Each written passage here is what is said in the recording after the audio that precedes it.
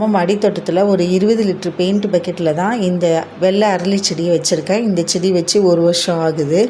நாம் ஒரு மாதத்தில் 2 வாரம் இல்லை 3 வாரத்துக்கு ஒரு வாட்டி மேல் மண்ணை கிளறி விட்டு அந்த மேல் மண்ணை ஒரு அரை அடிக்கு போல் நம்ம எடுத்துகிட்டு காய்கறி கழிவுகளை கொட்டி மண்ணை மூடி வச்சுட்டு தண்ணி ஊற்றிட்டு வந்தாலே அந்த மண்ணில் இருக்க நுண்ணூட்ட சத்துக்கள் எல்லாம் அந்த மண்ணில் போய் இறங்கி செடிகளுக்கு நல்ல வளர்ச்சியை கொடுக்கும்.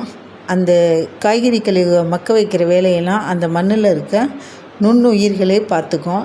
நம்ம செய்ய வேண்டியதெல்லாம் அரிசி பருப்பு கழுவுற தண்ணி, மீன் கறி அலசுகிற தண்ணி எல்லாத்தையும் சேர்த்து வச்சு அந்த செடிகளோட வேர் பகுதியில் நம்ம கொடுத்துட்டு வரோம். ஒரு செடியில் பூக்கள் பூத்து முடித்த உடனே அந்த செடிகளோட கிளைகளோட நுனியில் கட் பண்ணி விட்டோம்னா நமக்கு திரும்ப நிறைய துளிர்கள் விட்டு நிறைய பூக்கள் கிடைக்கும். ஒரு சின்ன தொட்டிக்கே நமக்கு இவ்வளவு பூக்கள் கிடைக்கிதுன்னா நாம் இந்த செடியை ஒரு பெரிய தொட்டியில் வச்சு பராமரிக்கும் பொழுது இன்னும் அது மரமாகி பெரிய பெரிய பூக்களாக நமக்கு கிடைக்கும்.